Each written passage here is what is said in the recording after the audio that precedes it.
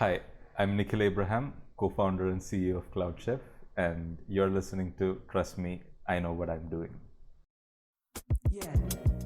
My name is Abhay Dandekar, and I share conversations with talented and interesting individuals linked to the global Indian and South Asian community. It's informal and informative, adding insights to our evolving cultural expressions, where each person can proudly say, "Trust me, I know what I'm doing." Hi, everyone. On this episode of Trust Me, I Know What I'm Doing, a conversation with the co-founder and CEO of CloudChef, Nikhil Abraham. Stay tuned.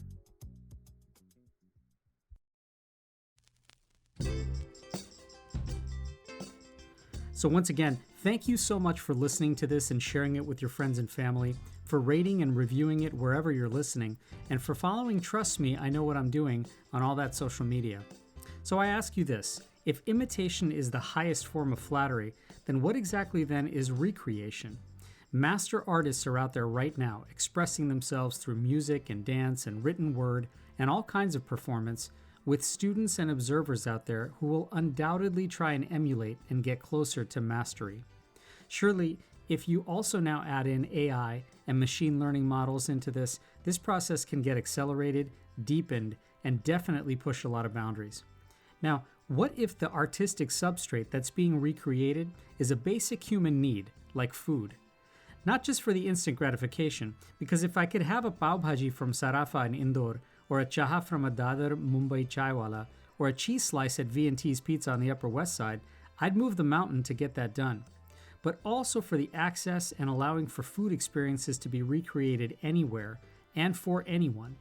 So to help think about these questions, it was truly great to catch up with Nikhil Abraham, the co-founder and CEO of CloudChef. Nikhil is an IIT Bombay graduate and now lives in Palo Alto, California. Now he's a music lover, and just like you can search and experience and download music from a worldwide catalog on Spotify or Apple Music or Amazon, Nikhil started asking the question of how to exactly do this with food. In 2018, he co-founded CloudChef and now also serves as CEO. His vision is to enable consumers to redefine culinary boundaries by taking signature delicious food by any chef from across the world and have that meal recreated locally. CloudChef uses AI to codify recipes from any chef and reproduce them in their cooking facilities using both software automation and humans in a cobotic way to execute the outcome. So far, the concentration has been on Indian food, with award-winning high-profile chefs and culinary experts as investors. But the hope is to eventually scale to a variety of cuisines and options. CloudChef has brought to life over 200,000 meals so far, and the concept has forced creating new frameworks around things like chef royalties and new distribution models for scaling, and even redefining recipe ownership. And while the first layer of intrigue is experiencing a signature dish from a renowned chef delivered right to your door, the second layer may be recreating your own family's signature dish and automating it at scale. So I was fortunate enough to catch up with Nikhil, and in fact we met at Copra, the new San Francisco restaurant of Michelin award-winning chef Sri Gopinathan, who was a previous guest on the podcast and now a CloudChef creator. Nikhil and I chatted about everything from nostalgia to a new era of the food experience to lessons learned, but we started out importantly by talking about whether the art of food should get measured by purity. Does art get measured by purity? Honestly, I don't know. That's my answer to it. We take a slightly different path for that at CloudChef. At what we do at CloudChef, we get to see a lot of chefs who are like artists and different types of chefs. And the more I see, the more I don't know. So, Right. Yeah. I mean, it's a strange abstract question in that way. But I think the reason I ask it is, when the authenticity of something, the purity of art and creation, versus something that gets diluted, and even for that matter, reproduced. Some people will tell you that they played a piece of music, they themselves composed it or they created it, but every single time they play it, it's a little bit different, and there's some nuance to it. And is any iteration of that any less pure? And we as consumers or listeners, whether it's music or whether it's food, are we measuring our experience by that purity? Is kind of like and I don't know if I know the answer either, but that's where that question goes. When have you had to deal with this question when it comes to design and thinking about the product that you're actually trying to give and deliver to consumers? To me, I mean, I don't think of purity as the first thing. I think of like, is it giving me joy? Is it like helping me connect to some earlier feelings that I had? Is it invoking nostalgia in me? Is it like just engaging me with humor? And more than purity, like increasingly what I'm enjoying with art is authenticity, in the sense that there isn't too much makeup put on the art. There isn't too much. There's more substance than storytelling, which is what I'm largely leaning towards when my own personal consumption. But I think that's also partly affected by the fact that you're running a startup and you have to build a product, and you have to build products fast, and you have to ship things fast. Something out there. Yeah, you have to ship things fast. You have to get inside. You have to make things, and you have to see if it works. And in that process, you pretty much have to like focus directly on the meat of the problem. But then that's not so. There are artistic decisions that are being made there. And that's actually counterintuitive to people who haven't seen the building process itself. And it's a struggle, because when you are actually in the process of making something, you want it to be perfect. You want it to be the truest representation of what you thought should exist out there. But it doesn't always go that way. I mean, it doesn't always go that way. And from a consumption perspective, for me, it is like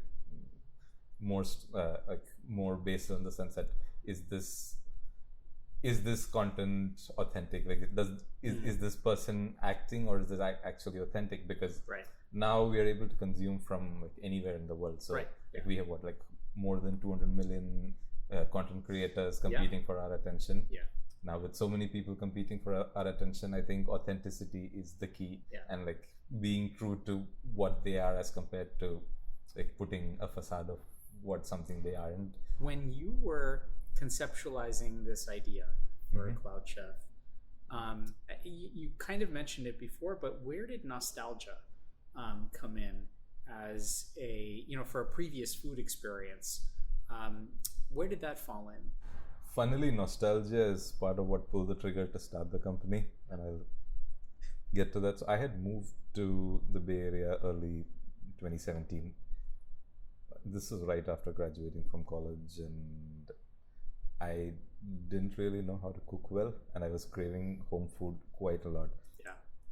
In 2017, the Indian food scene in the Bay Area wasn't even as good as what it is today. And I was honestly missing like food from home, and I would like call my mom and my grandmom, and I'd figure out how to make this recipe. And like I would call my mom one day and I'd ask her, I really want to make this chicken curry that you're making at home, like how do I do it?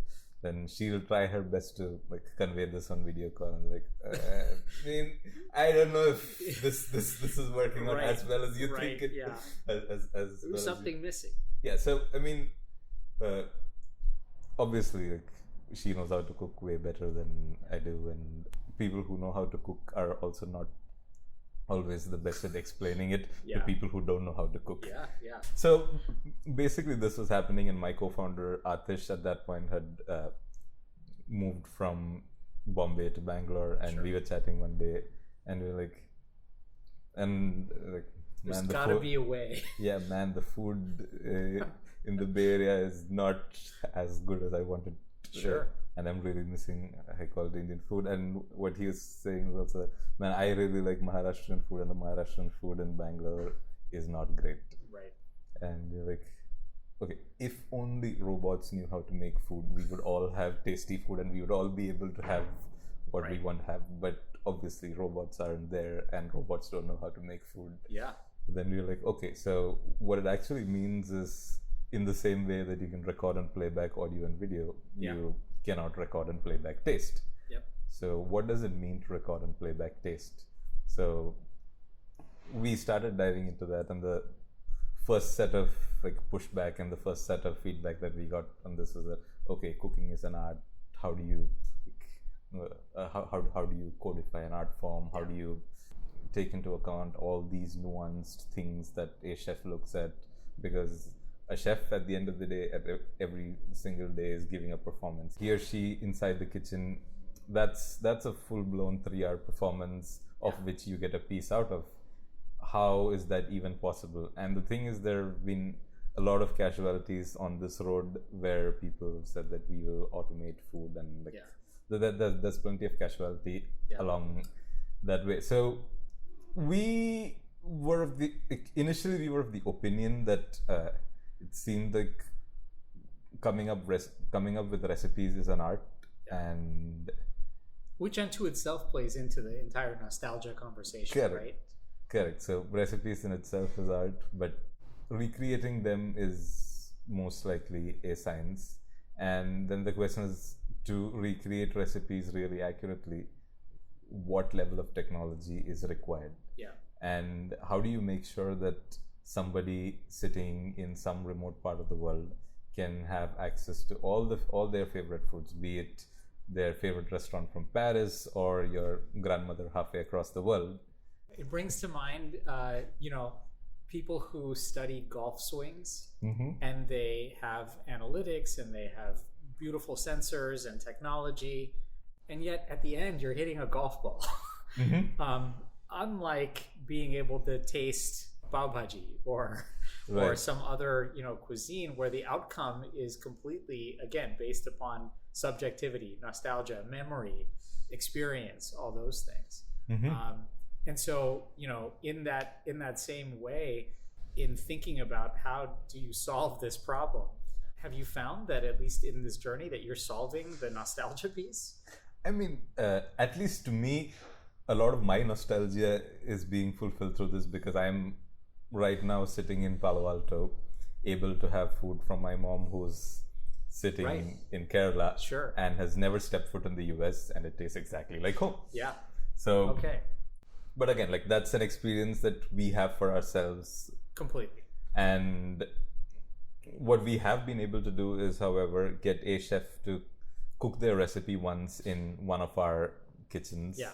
There is a variety of sensors that are looking at the cooking process, from cameras to like real-time weight loss to infrared sensors to a bunch of other things. Sure. And the idea is to use all of this to break this recipe down into like thousands of data points, which can then help us recreate this recipe somewhere else in the world, where the ingredients might be slightly different. So, for example, tomatoes in the US are very different from tomatoes in India. Sure. Onions in the US take significantly longer to caramelize than onions in India. So our whole premise was that can we use all the sensor information and codify all of what makes the recipe unique, so that this recipe can be recreated anywhere else in the world without the creator chef in the loop. And for us, that was like the first big step towards record and playback taste, because if any recipe from any chef can be recreated anywhere else in the world, and a consumer sitting someplace else can eat food from any chef, that means that suddenly, like, what it means to be a chef and what it means to be an artist inside this changes completely. So, like Chef Sri, whose restaurant we are sitting in right now, he's a 2 Michelin star chef. So we started with very simple things. So we started by analyzing things like, okay, can you make Maggi noodles? So can you make instant 2-minute Maggi noodles consistently every single time? And then, okay, that's easy. Let's do tea. So we got this roadside chaiwala from Dadar. So this is all in Mumbai. We got him to come to our kitchen. By the way, if you can recreate a Dadar chaha experience, I am sold already. But even with this, is that what consumers need?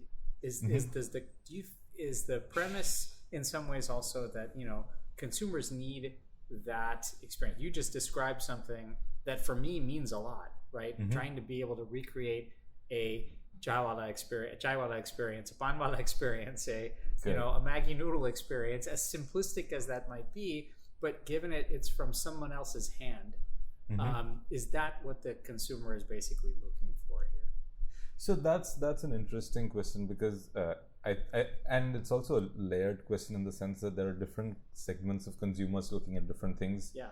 If you take a step back and think of what food is to people, or people's relations with relation with food, food is joy, food is comfort, food is medicine. Yeah. Food is in fact a very central part of our daily experience, and because of that, people come to food for different things. So somebody coming for joy is possibly just looking for the tastiest foods that they can get their hands on. Yeah. Somebody who's coming for nostalgia is looking for a very specific experience, or they find a very specific experience and that triggers their nostalgia. Like, food is medicine. For people who are looking at food as medicine, they're looking for the optimum between the amount of calories I consume to the larger macro goals I have.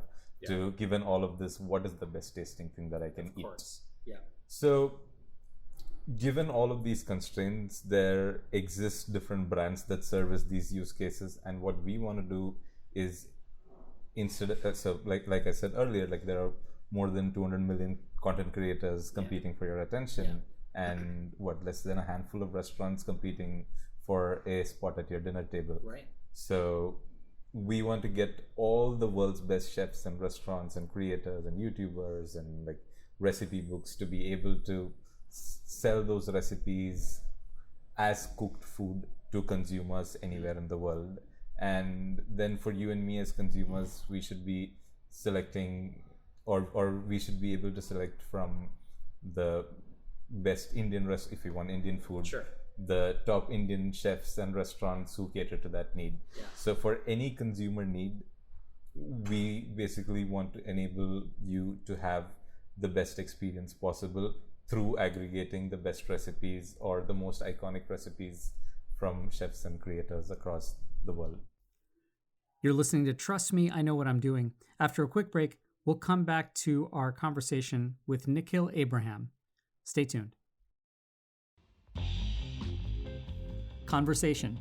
It's the antidote to apathy and the catalyst for relationships. I'm Abhay Dandekar, and I share conversations with global Indians and South Asians, so everyone can say, trust me, I know what I'm doing. New episodes weekly, wherever you listen to your podcasts.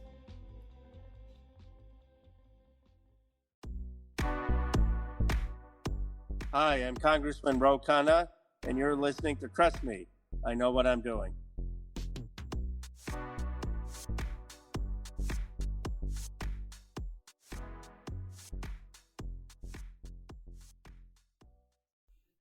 Welcome back to Trust Me, I Know What I'm Doing.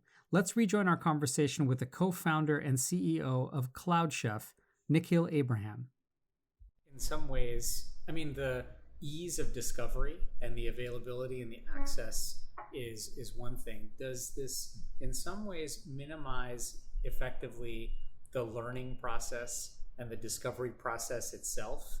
And in some ways, not just finding the food, but in trying to attempt to create the food, the power of actually making those mistakes, and then therefore creating new styles of food.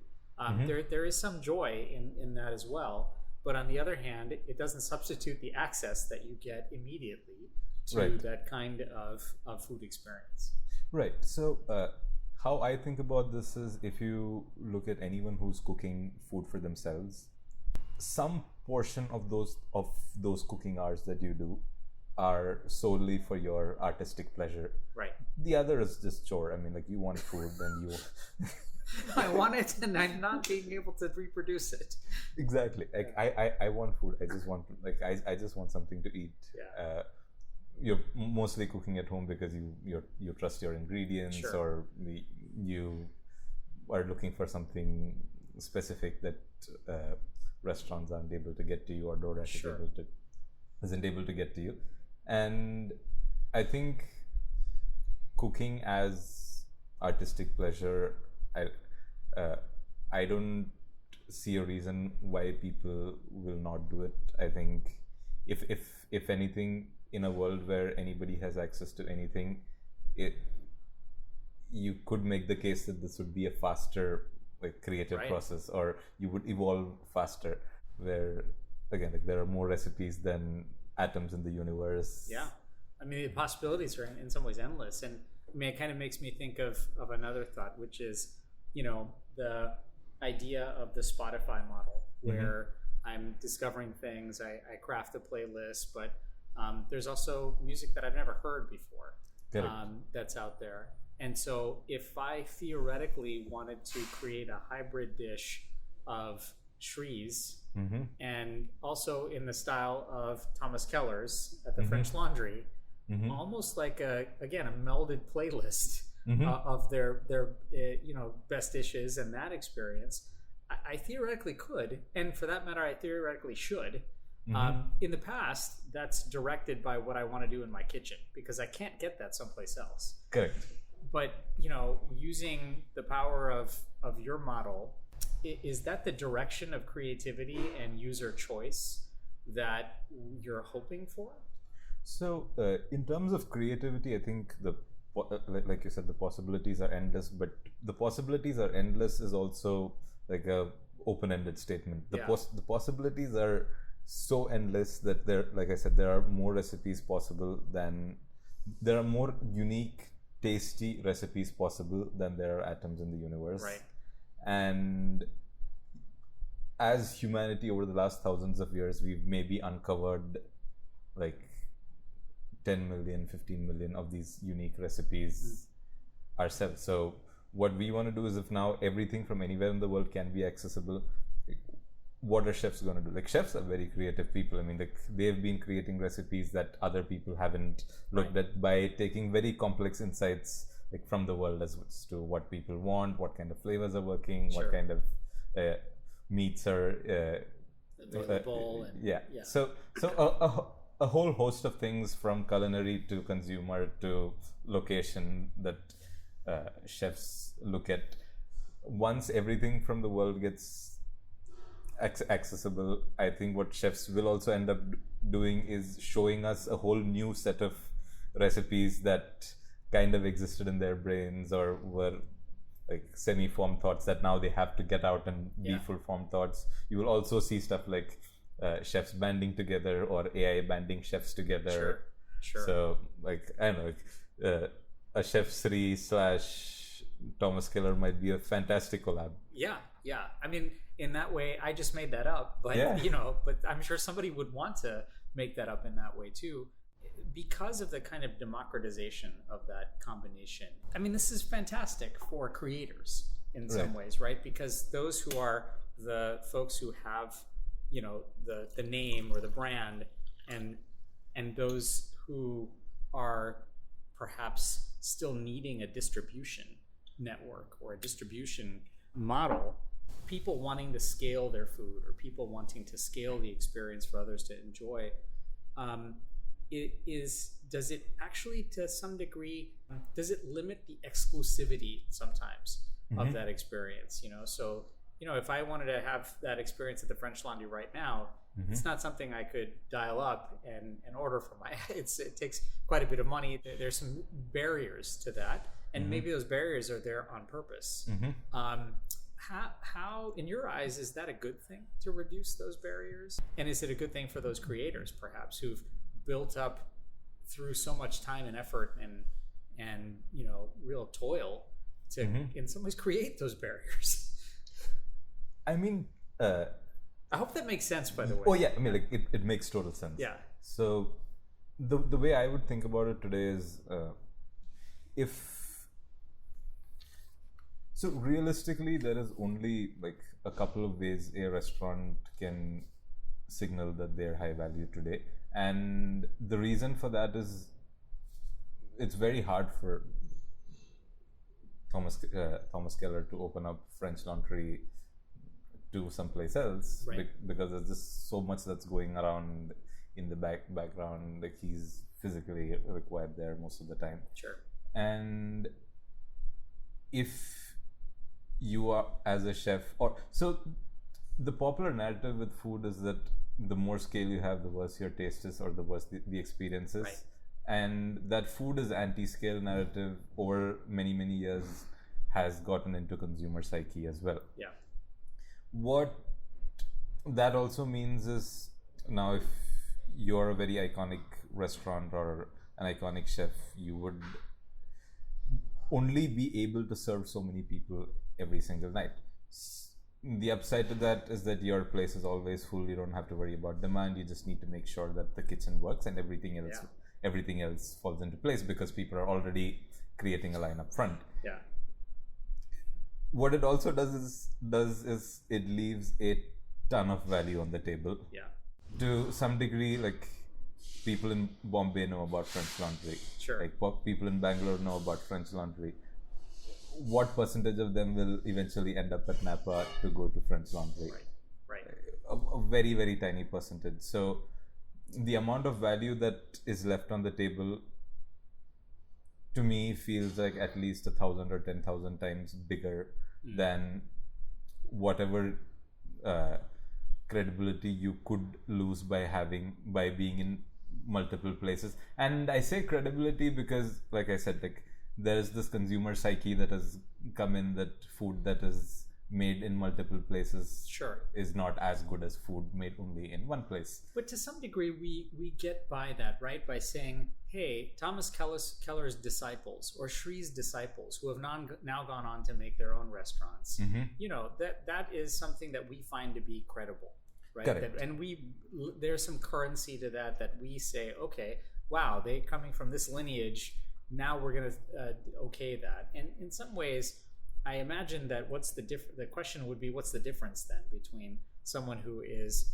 trying to reproduce it through their disciples or someone who's trying to actually reproduce that taste experience through a system like yours? So that's what we're hopeful about as well. Yeah. And we've seen lesser resistance to this than we had thought initially. Because today, if you look at the experience that we enable for consumers in Palo Alto, they are able to order food from, like, some of the most iconic Indian chefs from across India. So this includes, like, Thomas Zacharias, who used to run this place called the Bombay Canteen. Bombay Cafe, right? Or Bombay Canteen, sure. Bombay Canteen. Yeah. Chef Sri, who's a 2 Michelin star chef. We have butter chicken from the inventors of butter chicken that's coming in.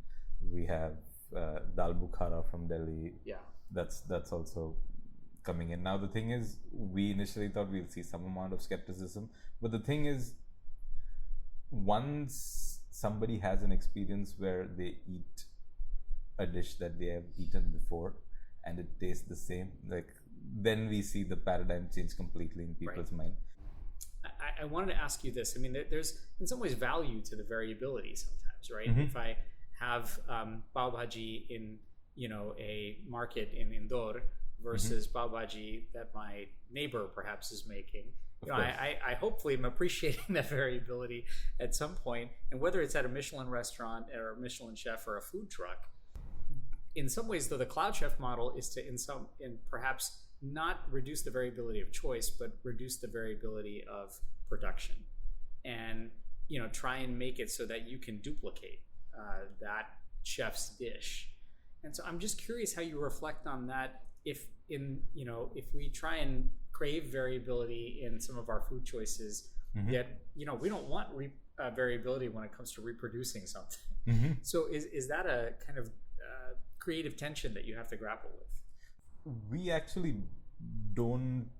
We proactively don't take a stance on this, and our approach is that anybody with a recipe should be able to serve that recipe anywhere else. Right. The same with content. Are there similar content that say the same thing on social media? Absolutely. Yeah. And the reason for that is also, one, there's a bunch of the creation process is so democratized. With food, I would not say it's that democratized yet, because it still costs money to recreate these recipes. Somebody has to buy actual real ingredients as compared to just take their phone and start creating and start creating a video. The cost to do that is way lesser as compared to the cost of serving food too. but as and when we move closer and closer towards that point, this is what will end up happening. So you will have more and more variety on every single thing. Like, what is pav bhaji? Like, why do like 15 people want to sell you pav bhaji? Because they have some notion of why you will like pav bhaji, and they like feel strongly that this pav bhaji should be put in front of this consumer, and that's how most restaurants. Like, I mean, like even Chef Sri, he thinks that he wants to showcase his Kerala heritage by having a place here. And for that matter, why not, right? I mean, and that's his creative vein or path and lane that he's going down. You're listening to Trust Me, I Know What I'm Doing. After a quick break, we'll come back to our conversation with Nikhil Abraham. Every story told is a lesson learned, and every lesson learned is a story waiting to be told. I'm Abhay Dandekar, and I share conversations with global Indians and South Asians so everyone can say, trust me, I know what I'm doing. New episodes weekly, wherever you listen to your podcasts.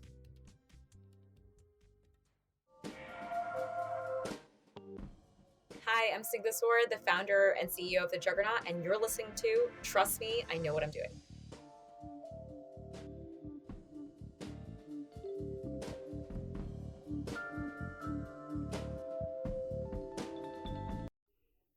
I'm Abhay Dandekar, and you're listening to Trust Me, I Know What I'm Doing.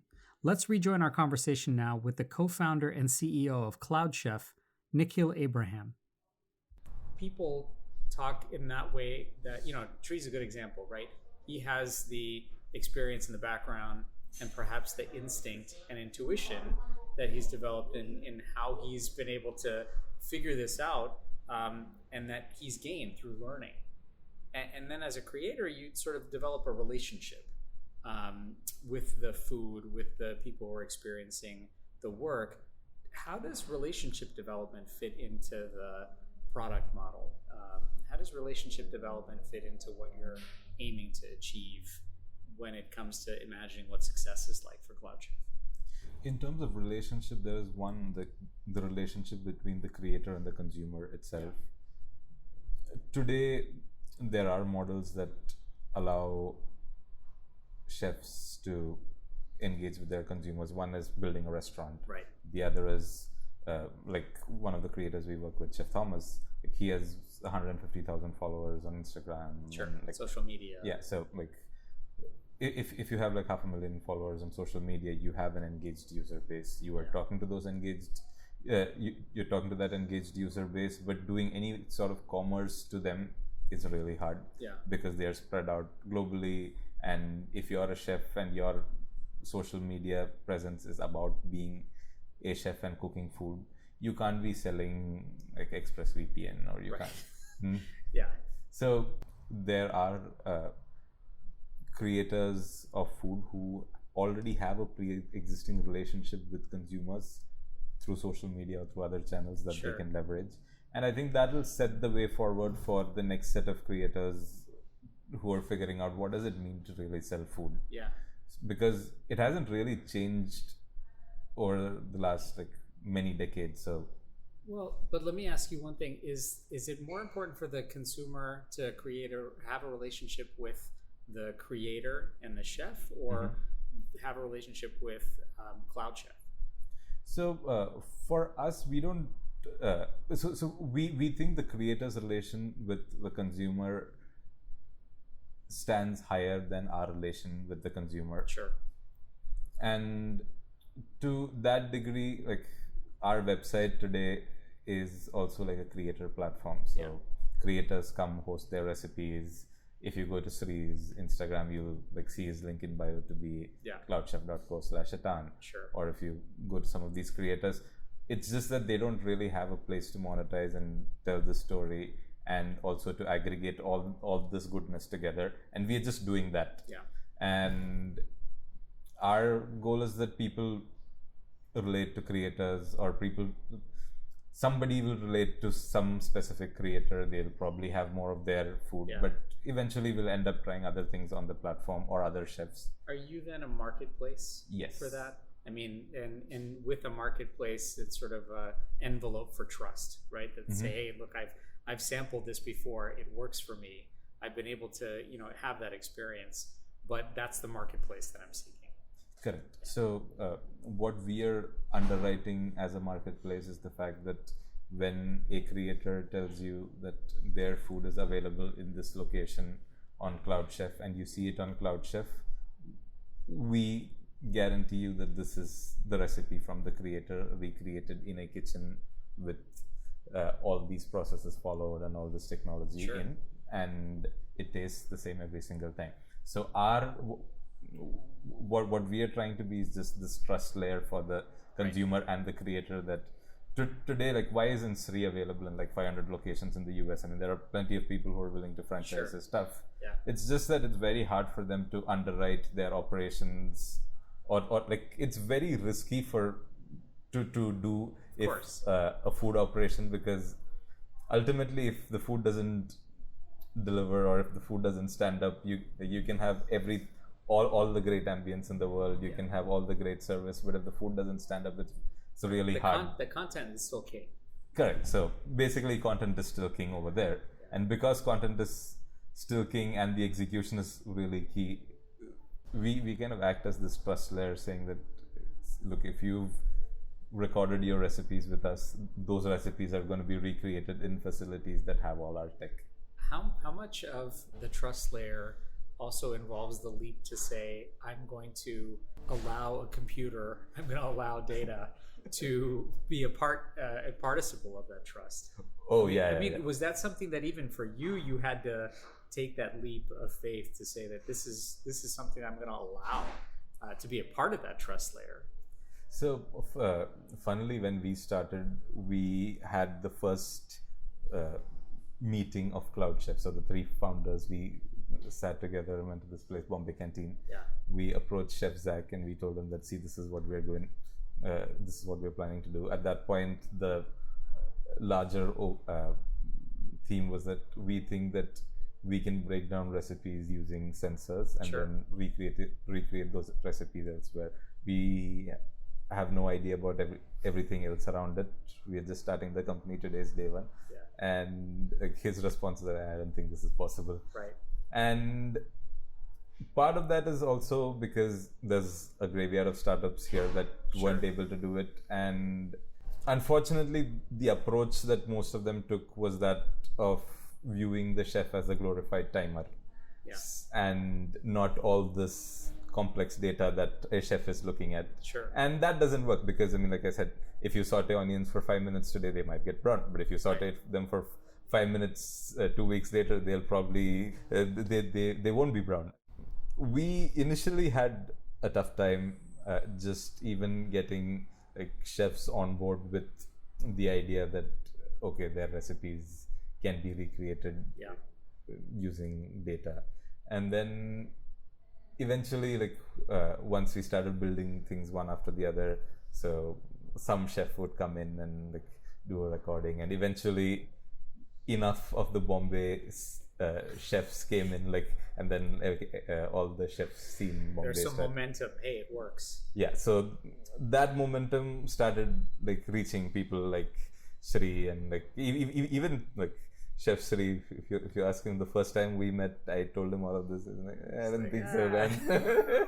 Well, and I mean, it's the same way, right? You have to sample it, you have to tweak it, and there is a layer of trust that you have to build with that. But I imagine that it's harder to build a layer of trust with things that are not human in that way, or data. You're sort of banking on data driving this, as opposed to the kind of human hand, or your grandmother's hand, or your a trusted chef's hand. Exactly. So at the heart of it, what we end up saying is also that we are codifying this hand using data. And the problem that we were facing initially when we were talking about this to chefs was, again, like, chefs were apprehensive, but then it got to a point where almost every chef who would come in and do a test recording of a recipe, they would see their recreations like being started within the like within 4 minutes, 5 minutes of when they stopped cooking. Wow. And we've done, like at this point, we've done like various experiments where we got a chef to cook a recipe once. We recreated that recipe. We got the chef to make that same recipe again, and we asked them to see which one is the odd one out. And it was always like it is. I think, except for like one chef in the last 5 months, I think everybody who has recorded a recipe hasn't been able to. I mean, to the extent that they always take their second version as the odd one out as compared to the recording and recreation. And that immediately builds trust, because that is a level of execution that they have not seen in any traditional mode of operation. Because if you look at what the training process looks like for their kitchen, it is the chef making the recipe, it is training staff for like weeks on end, and then and I'm wondering, it makes me think of when you go through that process and you see the kind of staggering results. And if I think a little bit about what's going on right now with generative AI, being able to iteratively learn and produce very rapidly, do chefs, do consumers, do business leaders, I mean, there's an element of awe to that and inspiration to that. There's also an element of threat to that too. Where does the feeling of threat come in? I mean, I imagine that if someone were to see this as a chef, as a creator, and see that, perhaps the generative learning is making something perhaps even better than what I can make, there must be some threat involved to that too, or at least some shock. So we actually spend a ton of time around AI. I mean, like around half of my time goes behind AI stuff. One of my co-founders also spends a substantial amount of his time, just largely because there's a lot of AI involved in like all this decision making that you do. We also have some of these learning efforts going within our thing as well. But given all of that, I don't think it's a threat to a chef. So how we look at it is, with all the generative recipes, so like I said, like there are as many recipes as atoms in the universe. We've uncovered a few million recipes of that as humanity ever, maybe a few 100 million as undocumented and lost and whatnot. Right. But that's the extent of the exploration we have done to this space as all of humanity. Now, what our bet is that our bet with AI is that it will accelerate the space, and hopefully we'll be able to like find recipes that we would have taken another 300-400 years to discover. Imagine, it will accelerate that process. But in that acceleration process, it's the chefs who are going to get accelerated, because for any recipe that an AI generates, there are unique insights that chefs have that they can use for either like personalization or like self-expression that consumers still want to see. I mean, like another example to this is chess playing AI. There is no human that can beat a chess playing AI today. Right. But when is the last time you've seen an AI versus AI chess match? Right. There's no fun in that, right? So chefs as artists are, I don't think that category is going to go down. I think if anything, that is going to go up, because see, with all the generative media and all the new content and digital experiences that get enabled for us as consumers, there will be lesser and lesser offline human touch points that we have. That and restaurants are possibly the only place where like hospitality happens at scale. Right. You're listening to Trust Me, I Know What I'm Doing. After a quick break, we'll come back to our conversation with Nikhil Abraham. Stay tuned.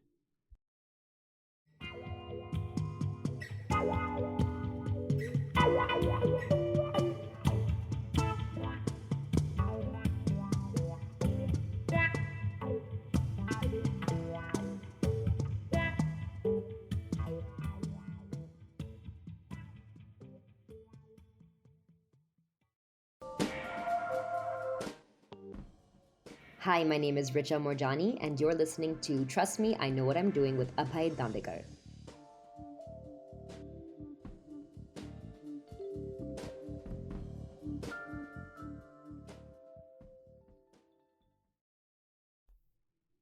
Hi there. Welcome back to Trust Me, I Know What I'm Doing.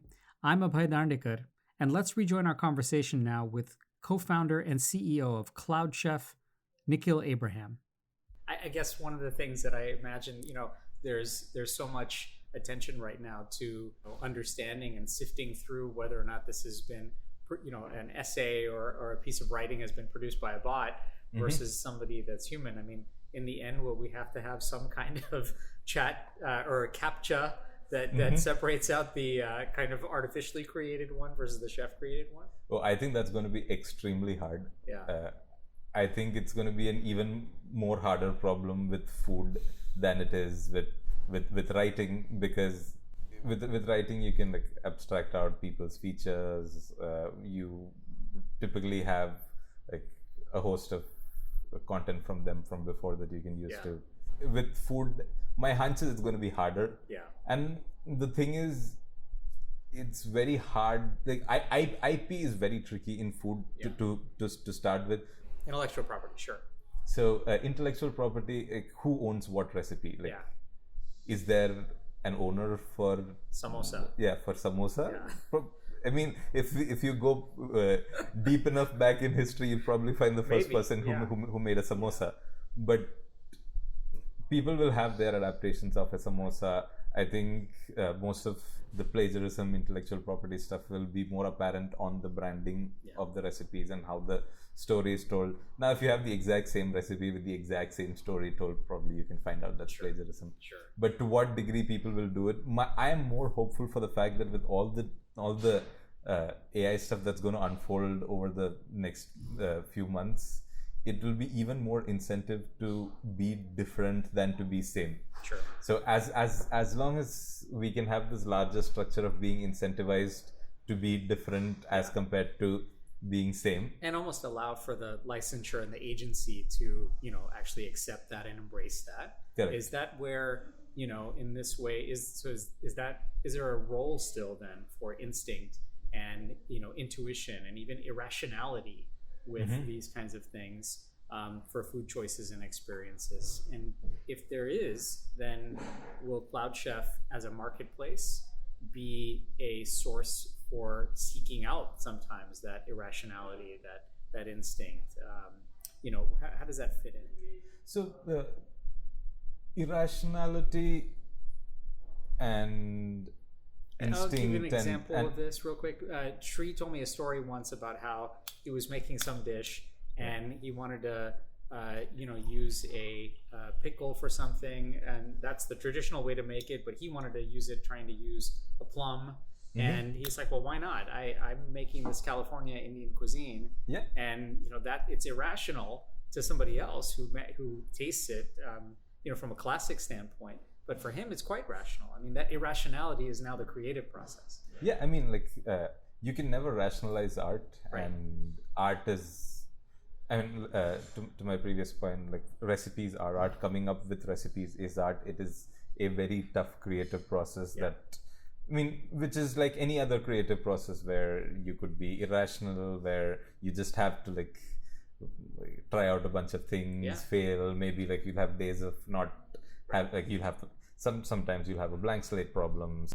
I think some of this actually AI solves, wherein if someone like a Sri has a blank slate problem, like here's a bunch of ideas that you can start off of. Sure. And if they're in like hard creation mode, you should. I mean, you should let the individual like go free and like do your thing and like. But I don't think there is that much. Again, like this is more of a personal opinion. I don't think there's that much of a room for irrationality in the recreation process. Sure. And if there is any irrationality that is required there, it is better to have that irrationality be programmatic than it being chaos on the floor. Yeah. One final thought. And we started out by talking about art and creation and purity in that way. But in this process so far of trying to launching a company, and going through this particularly, in an area where there isn't a whole lot of a playbook already for this. What has this CloudChef journey so far taught you about yourself, but particularly about yourself when it comes to trusting and instinct and irrationality, not just for you as a founder, but in building trust with consumers and investors and other folks and stuff.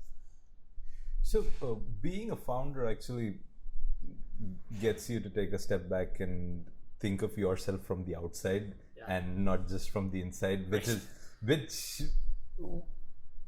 something that I honestly have never done before starting the company. And if I think, well, there wasn't a real reason for me to do it. I mean, when you start a company, you're starting with like nothing. Like you have to convince a bunch of people. Initially, you have to convince a bunch of people, whether it be the first set of people who you're going to work with, the first set of people who are going to give you money. Like you have nothing. You have no progress. You basically have an idea. I really like the name of the podcast, Trust Me, What I'm Doing, because it actually brings me back to the very early days of CloudChef, where we had nothing to show. Right now, at least, if we interact with somebody, we'll host them at our kitchen, we'll show them how all this cool tech works, we'll feed them some food. I mean, like, we have more ammunition on our... It's not completely blank. Yeah, at this point as compared to when we started.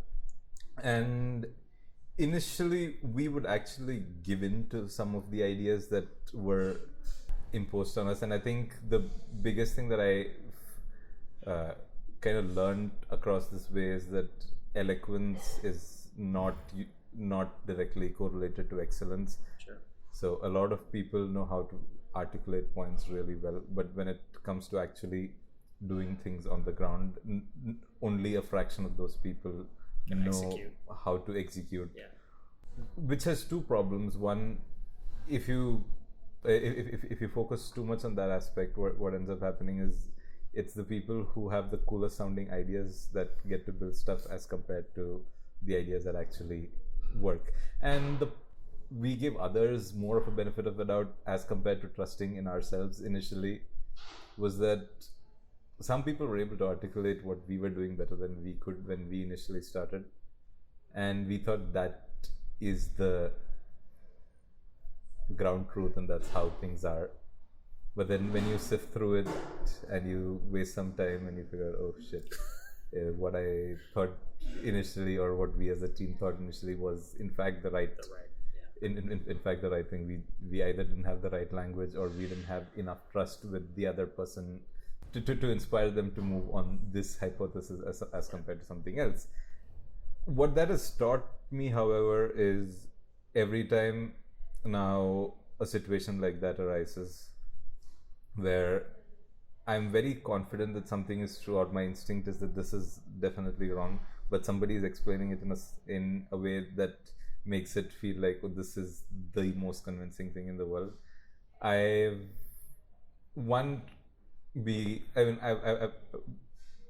on instances where I don't really have a good answer to that, I pause.